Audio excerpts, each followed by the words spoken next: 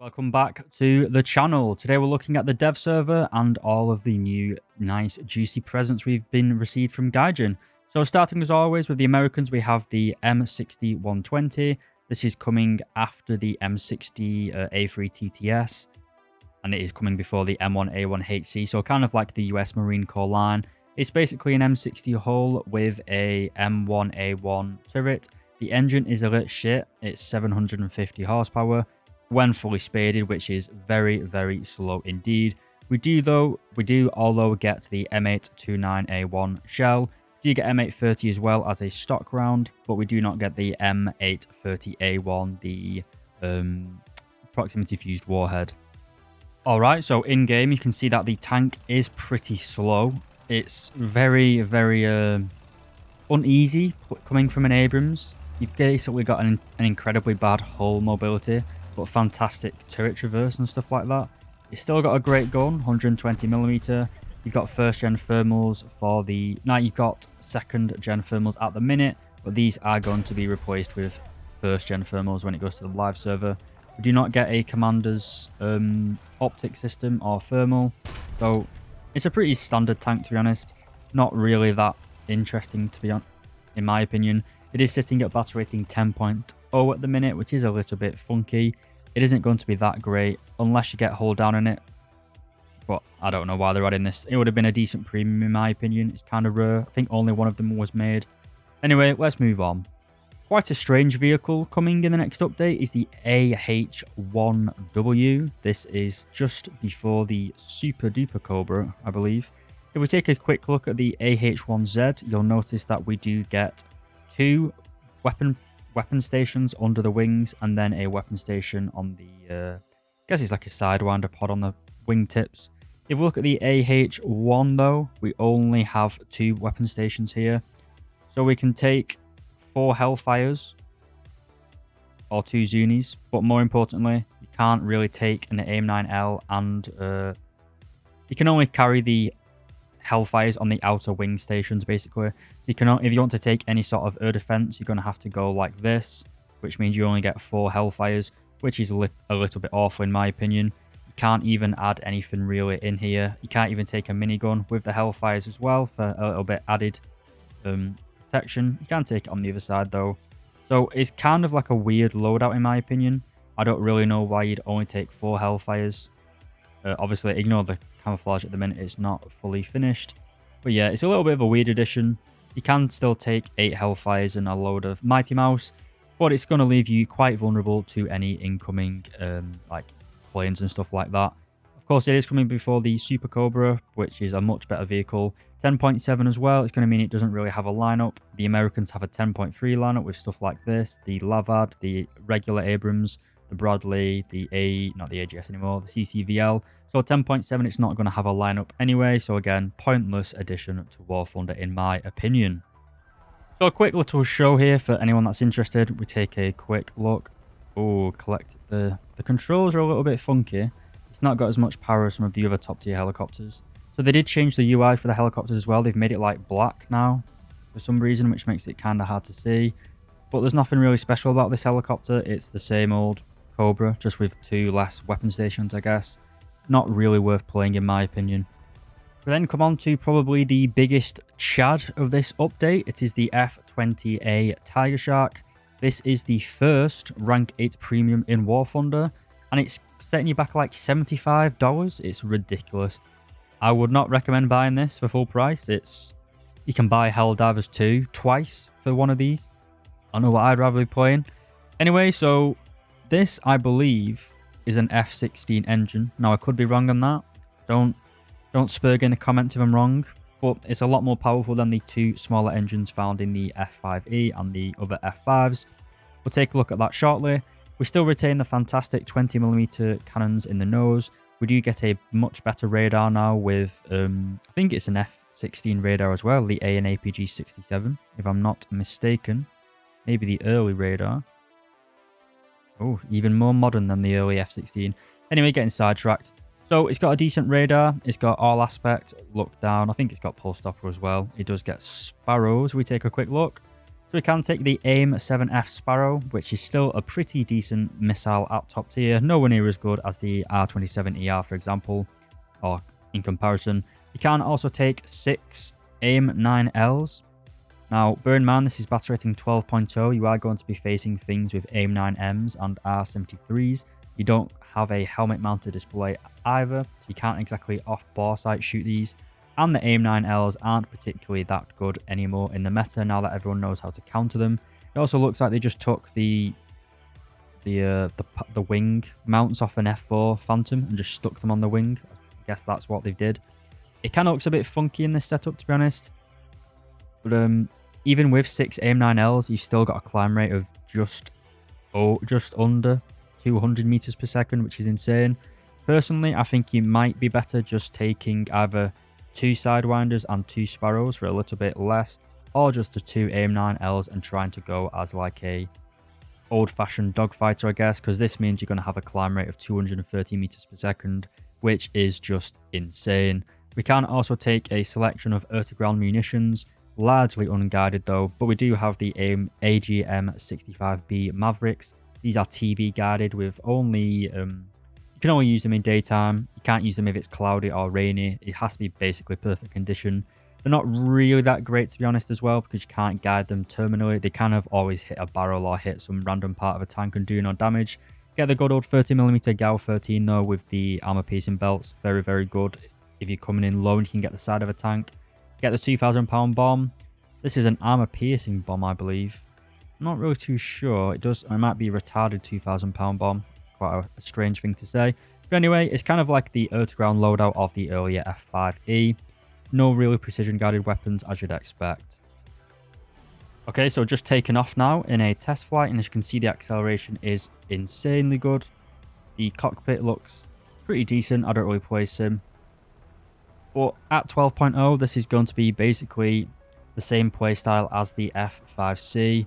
We do get 45 flares, which isn't really that much, to be honest. A lot of people are hyping this plane up a lot. While it does have fantastic flight characteristics, I don't think that is going to transform that great into gameplay. Just because you can outturn pretty much everything at 12.0 and above, it doesn't really mean you're going to be able to fight SU-27s or F-15s. They're going to be a lot faster than you and have a lot better missiles and a lot more missiles. But as you can see, the flight performance is pretty insane. Got a good pull rate, good AOA, good energy retention in the turn. We're not really losing any speeds at Mach 0.95. You're going to have to get an ace crew on this as standard. I'm not going to be able to do anything.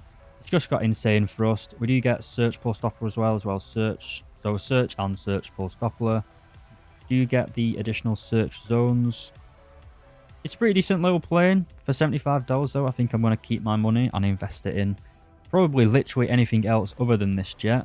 But if you really want to grind out the American tech tree, you see, I don't really know if it's going to be that great because it's such a high battle rating with basically AIM-9Ls, which are kind of useless at top tier now if your enemy knows what they're doing. Next up, in the German tech tree, we have possibly one of the most autistic vehicles I've ever seen in my life. This is the Zerstorer 45, whatever that means. This is coming in at battle rating 6.0 in rank 4. So it's going to fit very well with the Panther A and the Tiger 1 or the Tiger E's. Basically the staple lineup. There's no way this thing's going to be sitting at battle rating 6.0 for long though. It has 4 high velocity Mark 103 30mm cannons, equipped with the HVAP belt, which gives you 77mm of penetration. Granted, that is only at point blank range, and I don't know whether that one is skirts up or down. Yeah, in the test drive, it skirts up all the time for some reason. Anyway, we'll take this out into a test drive, and I'll show you what it can do.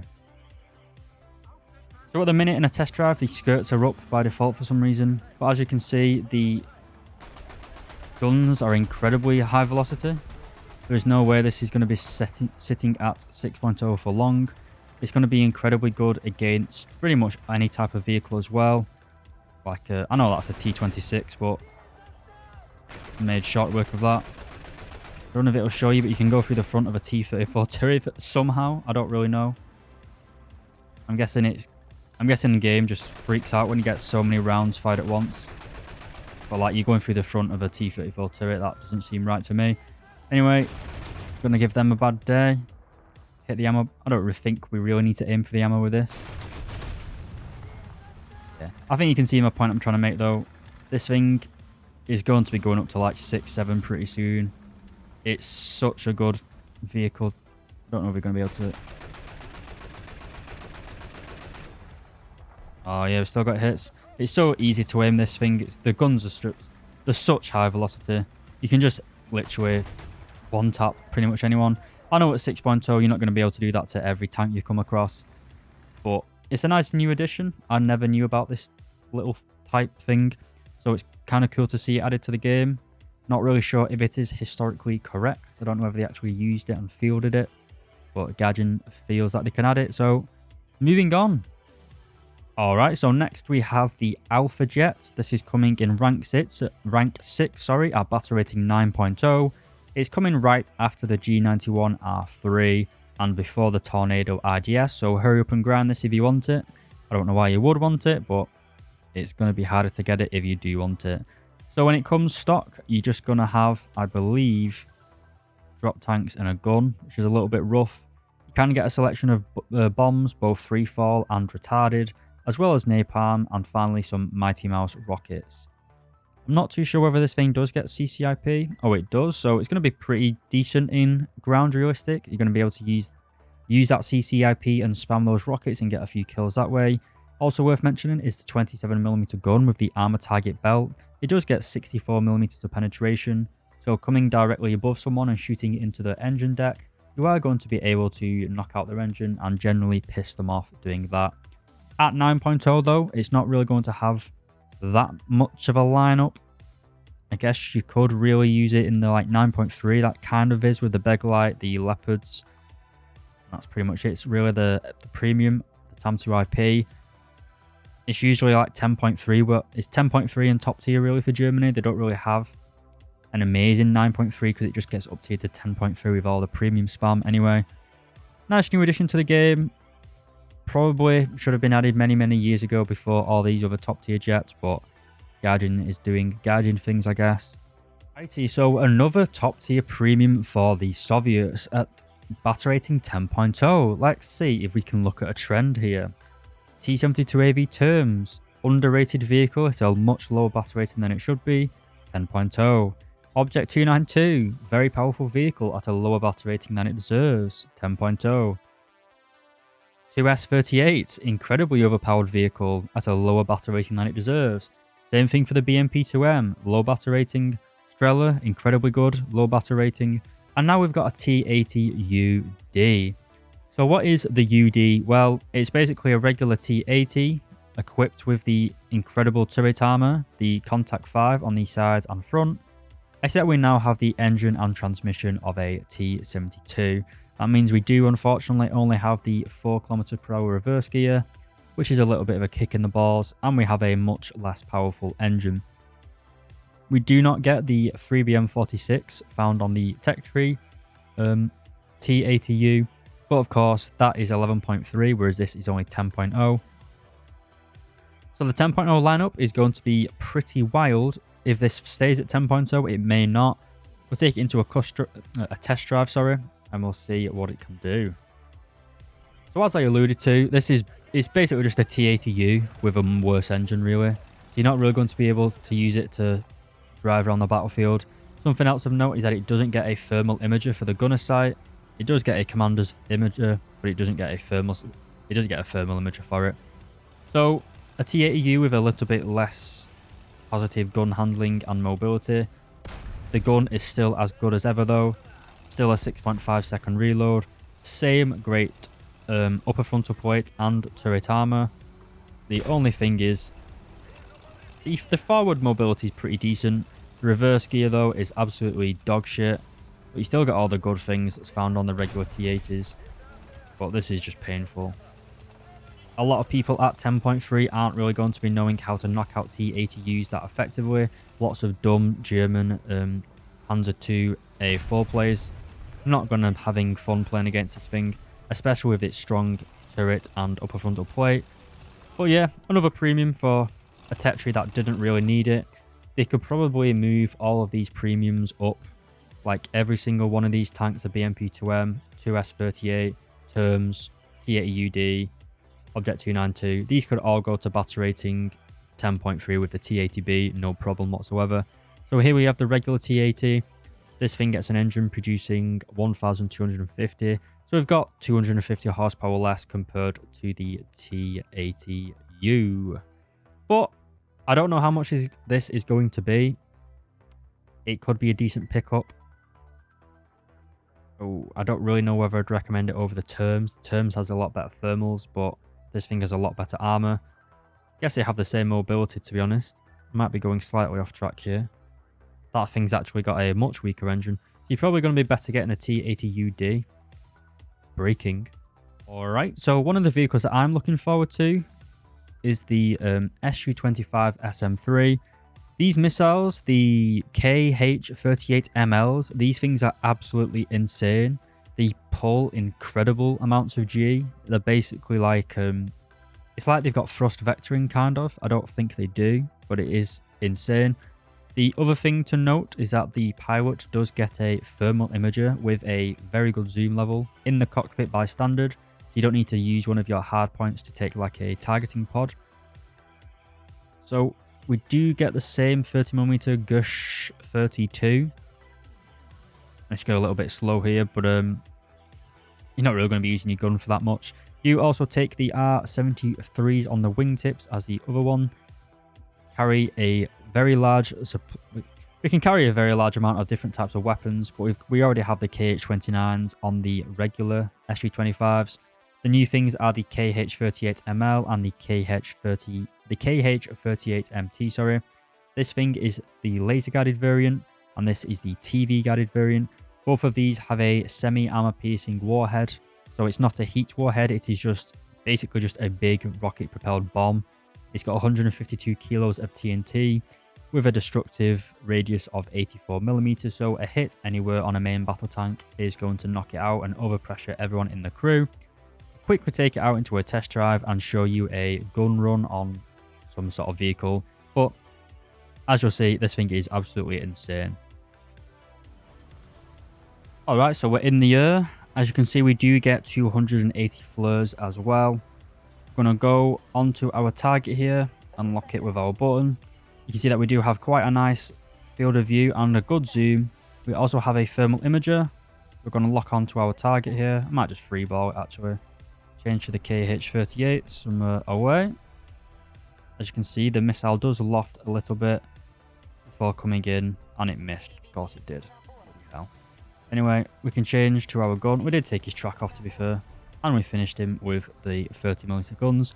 It's going to be a very good cast jet. It's obviously subsonic. It's not going to have the survivability of something like the MiG or the SU-20, whatever it's called. But I don't know. It's not going to be as survivable as a supersonic ground attacker, but it's got very good missiles. It's got a thermal imager and a very long range camera. So I think it's going to be a pretty interesting jet. I'm looking forward to it. I don't know if we're going to be able to hit that at such close range. Oh, we still got it. Perfect. Back to the studio. For the British, we've got the Fox. This is rank 4, rank 4, battle rating 7.0, coming after the G6. I'm not looking forward to this. It does look like a cool vehicle, but it should be 6.3 at the most. No idea why this is 7.0. Yeah, it's got the gun of the Warrior. Unstabilized, slow fire rate, no thermals, no imager. It does get Sabo rounds, I guess, which is the only saving grace. But with a gun that's unstabilized and pretty hard to control while it's on the move. You can't shoot on the move whatsoever in this thing. It has absolutely no survivability. Why this is 7.0, I have absolutely no idea. But yeah, as you can see, I guess you can kind of fire on the move somewhat accurately. At least going pretty slowly. But the fire rate is so low, I'm holding down the mouse button. You aren't going to be able to saturate an enemy.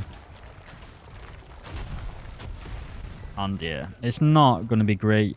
It doesn't get scouting on this. I assume it will get scouting when it goes live though. As you can see, if you're trying to like shoot someone's barrel on the move to trying to take away their ability to shoot back at you before you get round their side, it's not really going to happen.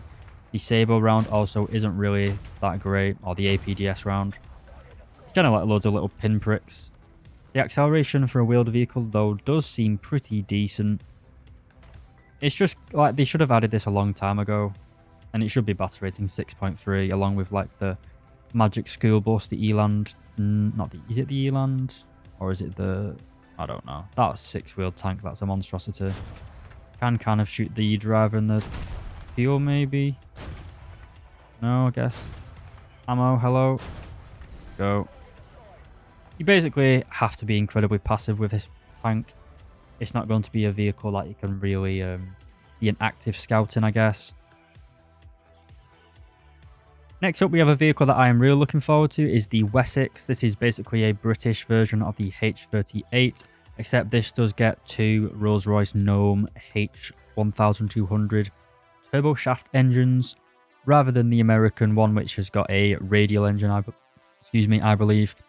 Now, the British one, compared to the American, does get some anti-tank guided missiles. Well, I think the American one gets one massive one, but the British get kind of 4 smaller ones. We do also have 2 machine guns mounted here, quite strangely. Just 7.62s, not really sure what they're supposed to be doing. But anyway, it's get the AS-12 and the AS-11. This one has 1,000 millimeters of pen, this one only has 600.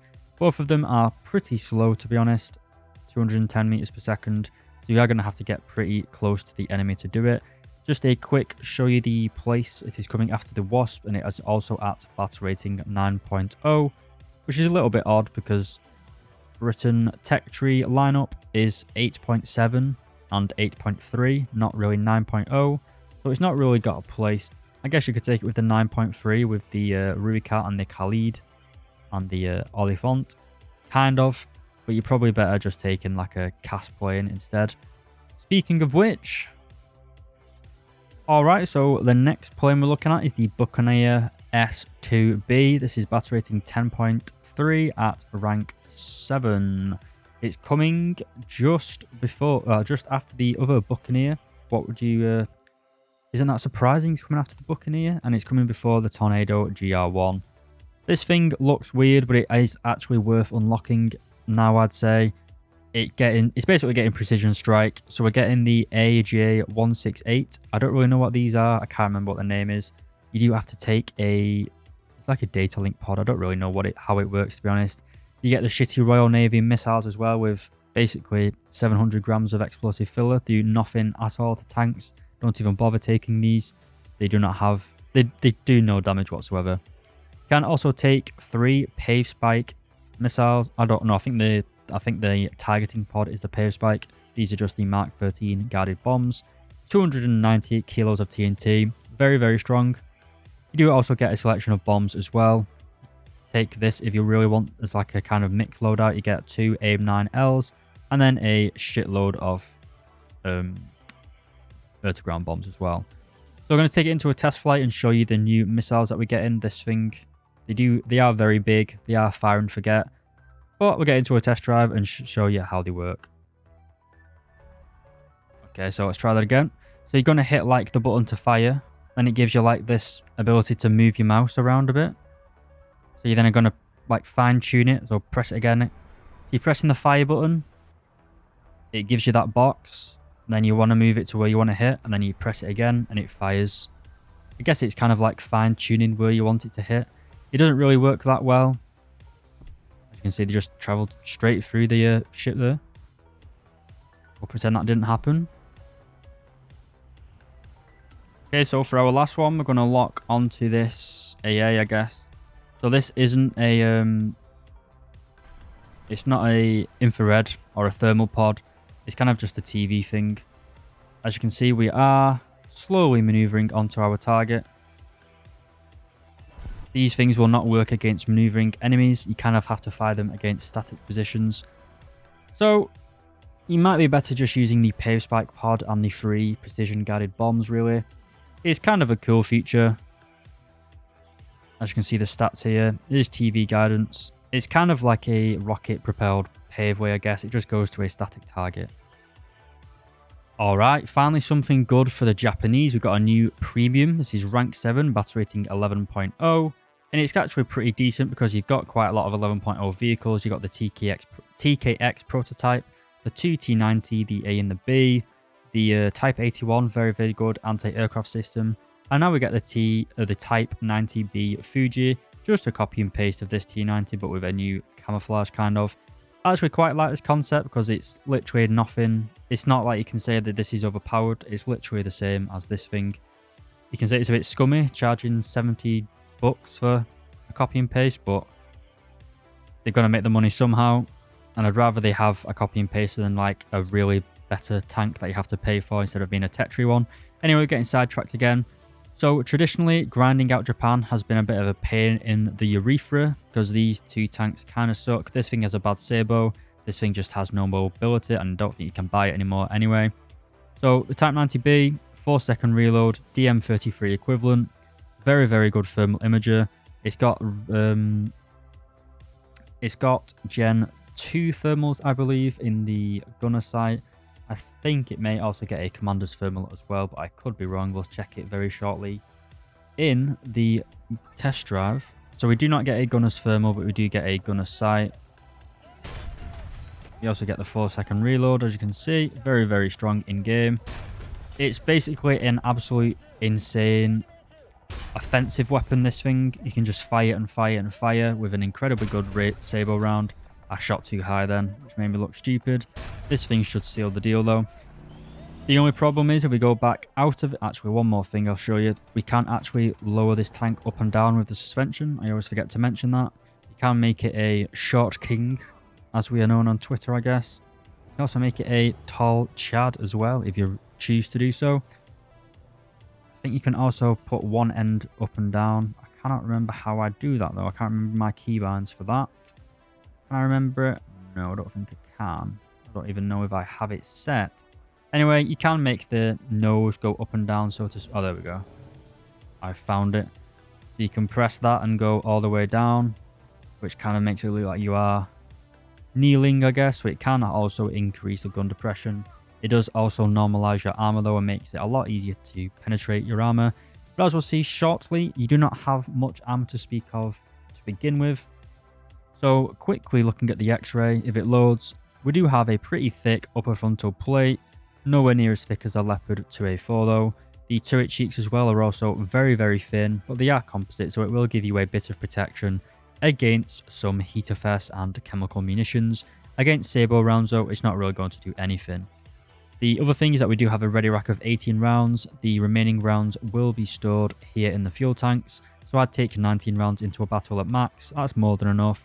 And because you only have 2 rounds available, there's no point taking the JM12, so just take 19 JM33.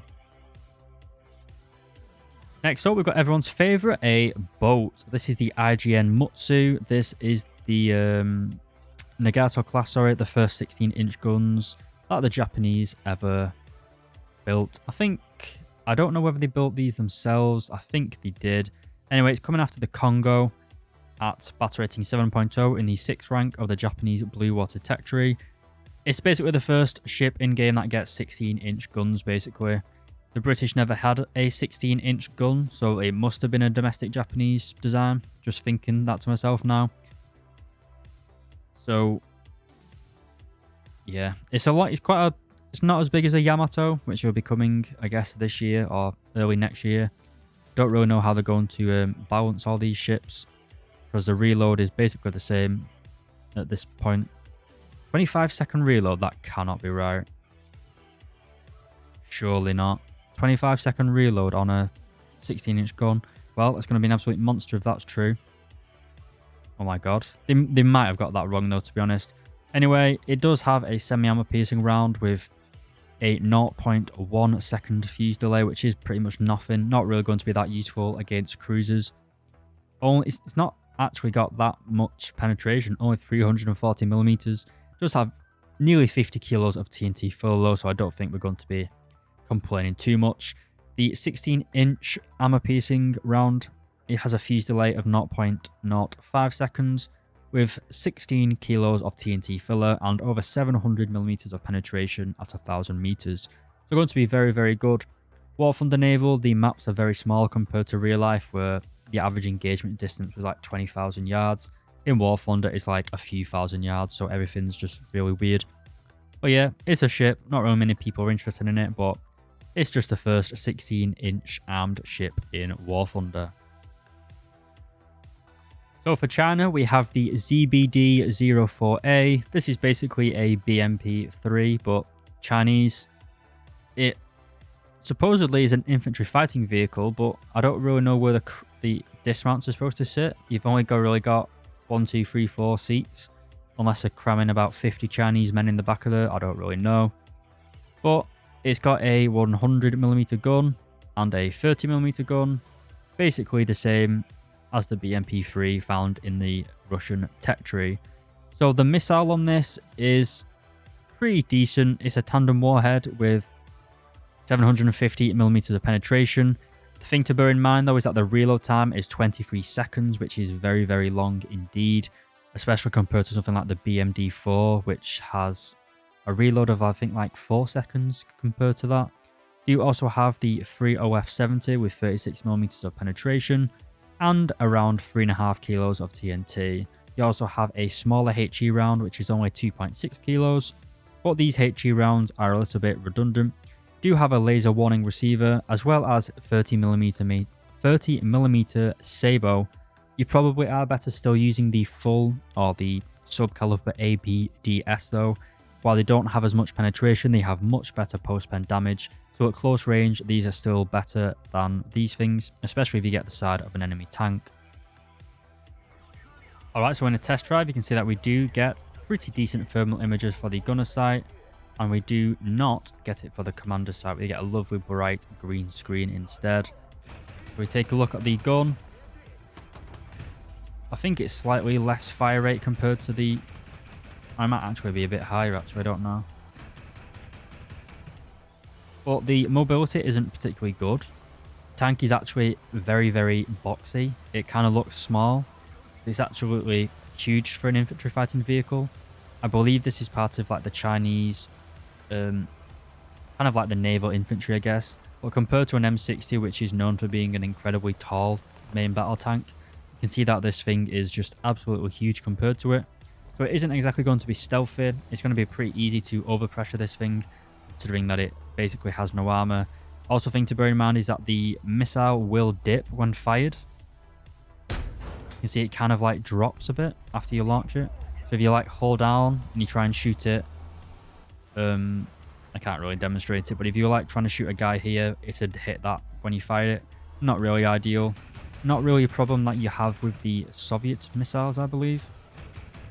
But a pretty decent little tank. I'll show you where it comes in the tech tree after we kill this naughty T-62. Trying to cross our island in some random Chinese river. That random war the Soviet Union and China fought over a river, a little island in the middle of a river or some shit. Anyway, it's coming after the PL-02 and the AFT-09. Kind of, I don't really go down this tech tree because this thing's a heap of junk, so I don't really know why. Anyway, it's there. It's in the 7th rank and battle rating 9.3. Again, doesn't really have a lineup. All you really have is this anti-aircraft vehicle, to be honest. They might give it a better missile or make a more modern variant of it and put it like 10.0. That might be nice, but at the minute, it's a little bit not really great. Like the Americans, the Chinese, or I guess the Taiwanese, are also getting the AH-1W. This thing has exactly the same problems as the American one. You can't mount an AIM-9L on the outer wing pylon, or you can't mount Hellfires on the inner wing pylon. So you kind of basically have to choose between 8 Hellfires or 4 Hellfires and an AIM-9L. At 10.7, the Chinese do have a very good 10.7 lineup though, so this thing could be useful. Oh, it's not that one. Do I have it on this one? No, I don't. I don't have it on the text on the dev server. But you have the MBT 2000, which is 10.7. You have the 2 ZTZ 99, 2 and 3. Both of which are very good 10.7 tanks as well. You also have the premium ZTZ 96A as well as the tech tree version, which is still useful at 10.7. You also have the Q9 506 as well if you got it from that event. So at 10.7 it does have a lineup, but The helicopter itself is pretty mid, to be honest. You could say that. 8 Hellfires, though, is no joke. If you are going to grind out a Chinese helicopter, though, you probably are better getting the Z-9WA. This thing has a lot better missiles, and you can carry more of them. Right, so for the Italians, the major vehicle addition is the Centauro RGO. This is the Royal Geordie, whatever, the Royal Guard of Oman or something like that. It's coming at 11.3. Again, a copy and paste of the Centauro 120. We do get the very, very powerful CL3143 round. Not as good as DM53 or the round found on the Object 292, but very, very good. The fire rate as well, pretty decent. You can get it down quite low, I believe. Weapon reloading, so a 5-second reload with an ace crew. Very, very good. The tank itself does have very good thermal images for the gunner and commander side. It's got good mobility, good firepower, good reload speed. Obviously has no survivability whatsoever. But if you're trying to grind out the Italian tech tree and you don't have access to the OF40, I would buy this thing over any of these. Yeah, I don't know if you can still buy it or not though. But if you want to grind out, also you literally can only grind the AMF. The only vehicle that you need to bloody hell, the only vehicle that you can grind with this exclusively is the Ariete AMV. You can use the RVCC or the OF40 to grind out literally everything apart from that. So it's a very expensive vehicle. I won't be buying it because I already have all of Italy unlocked basically. So yeah, it's not really much point for me to do it. So next up, we have the Hungarian Air Tree coming to the Italian tech tree in this update. As you can see, we have basically, we start with the IL-10, the TU-2S, the Yak-9P. We then get the IL-28, the MiG-15 BIS, the MiG-17PF. This thing doesn't get the 37, instead having 3 23mm. Welcome change in my opinion. Not sure whether that version is afterburning or not. I doubt it. Then have the SU-25SM3, the MiG-21 BIS MF, the MiG-21 BIS SAO, or however it's pronounced, the MiG-23 MF, which does not get the R-24s, instead only getting the R-23s, which is a little bit of a pain. Then also get the MiG-29, which again doesn't get the R-73, instead only getting the R-60 MK. Still all aspect, but not great. You still do get 2 R-27ERs though, which can give you some VVR capabilities. But the end of the tech tree, or the end of the Hungarian tech tree, is the YAS-39EBS QC. This is kind of unique compared to the other Gripens in the game, as it gets the AGM-65G and the AGM-65H, if I can find it here. This thing, I believe the AGM-65H is a lot better in like variable conditions. The Seeker is a lot more high resolution kind of. It basically isn't going to lose lock if an enemy like goes behind a tree or something like that. You then also have the AGM-65G, which I believe is like a semi-armor-piercing warhead. It's basically just a big bomb, basically, with nearly 50 kilos of TNT. I don't think you're going to be having any problems dispatching people with it. You also do get the GBU-12 Paveway 2s, as well as the GBU-24s and the GBU-16s, all of which use the lightning pod with a thermal imager. I would take the GBU-16s, you get 4, the same as the GBU-12s, but you get basically double the explosive filler mass, so why not take those instead of the GBU-12s? You also get the AIM-9M, very, very good. All aspect IRCCM missile as well. You can also take some Skyflash missiles, which are pretty decent in close range head-on engagements, but not really great for long range, like the AIM-7F or the R-27ER, but a very, very nice addition to the Italian tech tree. Without doubt, the best Gripen in War Thunder at the minute. Well, at least the best multi-role, I guess. Do also get the helmet-mounted display, so you can launch those off-bore sight shots. So while pretty much every other nation is getting a 10.3 or 11.3 premium, the French as usual are getting shafted and don't get anything. Instead, the French are getting a 3.0 anti-aircraft vehicle. French mains rejoice. This is coming in rank 2, just behind the CCKW. It's basically an American M12, I think, or M something. It's got 450 cals mounted on some weird chassis. I guess this is a pretty good vehicle, to be honest. I believe the American one is battle rating 2.7, whereas this is 3.0 for some reason. Maybe the crew are located behind cover, which means it's a little bit easier to... It's a little bit better, a bit more survivable, so they put it up to 3.0 rather than 2.7. It's a little bit rough doing that, in my opinion, though. But anyway, it's 450 cals. It's good at low battle ratings where you get biplanes and slow monoplanes, so can't really complain. The French are also getting an Alpha Jet. This is the E version. It also gets CCIP for its rockets, but just like the German version, it doesn't really get that many air-to-ground munitions. We can carry the Snebs as well as, well, smaller Snebs, I guess. You also have the napalm bombs as well as freefall and retarded bombs as well. So a nice addition at 9.0, but like a lot of other nations, don't really have a 9.0 lineup. Like the British, the French kind of have an 8.7 or an 8.3 lineup and then skip basically right to top tier. So there is no 9.0 tanks, I believe. So why you would want to use that? I guess you could use it at 9.3 with the AMX-30 Super and the two AMX-32s. These tanks are a bit rough though. So yeah, it's kind of out of place. It doesn't really have air-to-air capabilities whatsoever. Apart from its gun, I guess. So yeah, like I said, these planes should have been added years ago when War Thunder was quite a lot less advanced.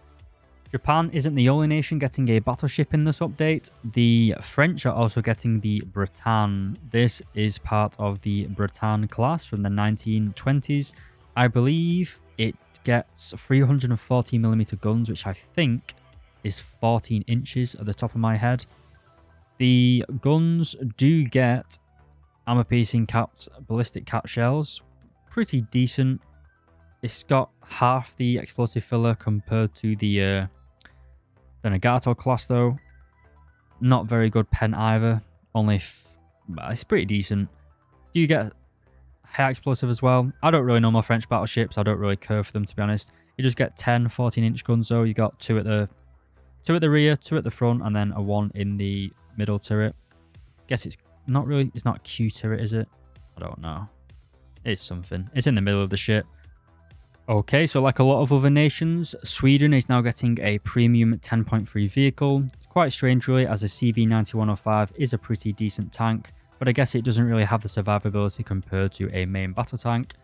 So the Swedish are getting the Christian 2. It's basically just a Leopard 2A4, that's it really. It does get some unique smoke discharges on the side of the vehicle, which basically does nothing in game.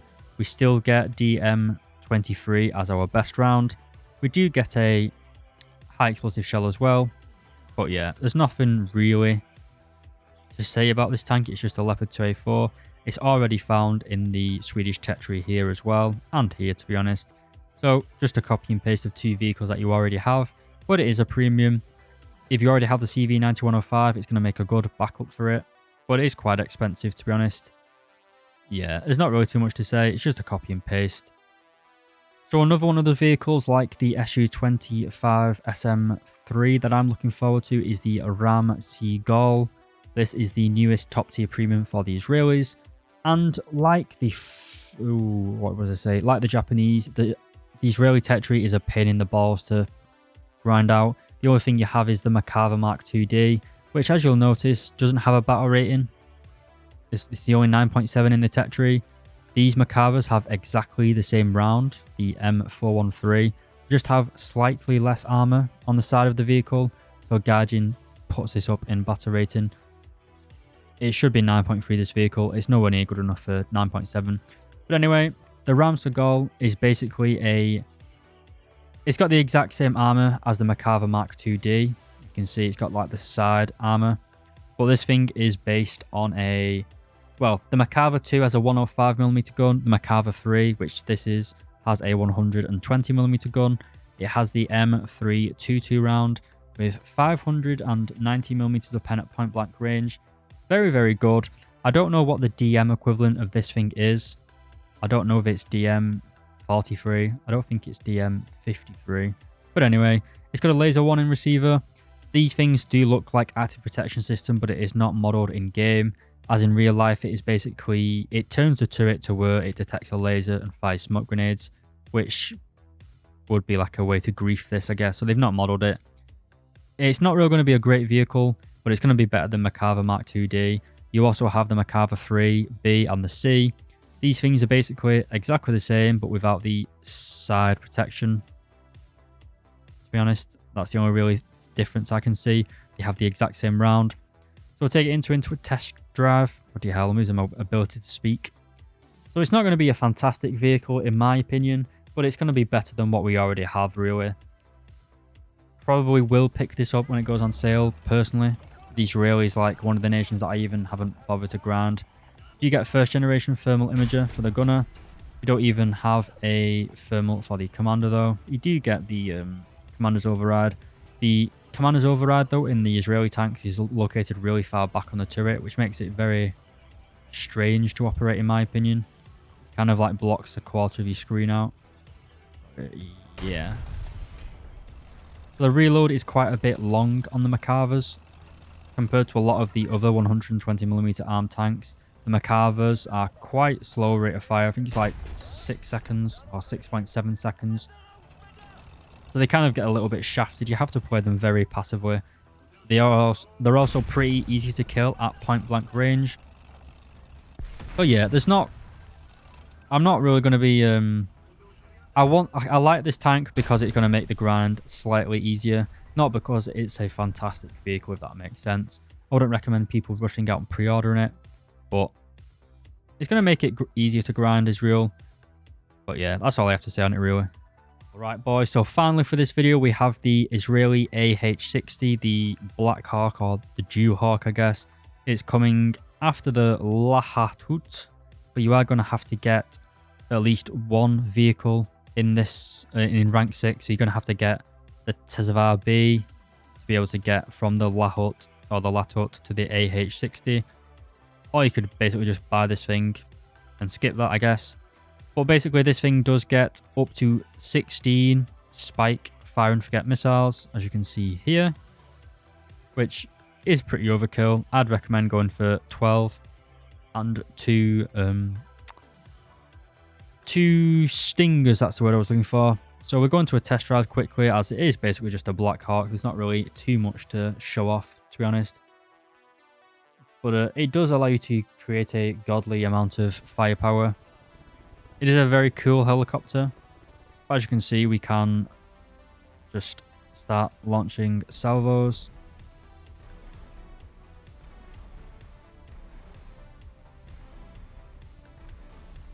And we can watch the rocket shows. There's the first incomers. Oh, we actually killed it in a single hit. That's surprising. We're going to get another 2 for 2. Oh, we did. Oh, that makes me look a bit of an idiot. Usually the spikes aren't the best in terms of killing things in one shot. They're not really too bad on stuff like BMPs, though, where it's kind of you can overpressure them pretty quickly. But obviously at the start of a match, or midway through a match, if people are in the open and driving, you can kind of just slaughter them like this. But a lot of people are going to be driving into cover or between cover, which is going to make it quite hard to do anything like this as well. As you can see, they're very, very effective in certain situations. It's the only helicopter in the Israeli tech tree that gets spikes, I believe. So it is going to make it more unique compared to like the more advanced Apaches, which still rely on hellfires. But the spikes have downsides. You can't really aim them once you fire them. They do have a habit for going for the barrel and like tracks or the engine block, not really doing vital damage to vehicles.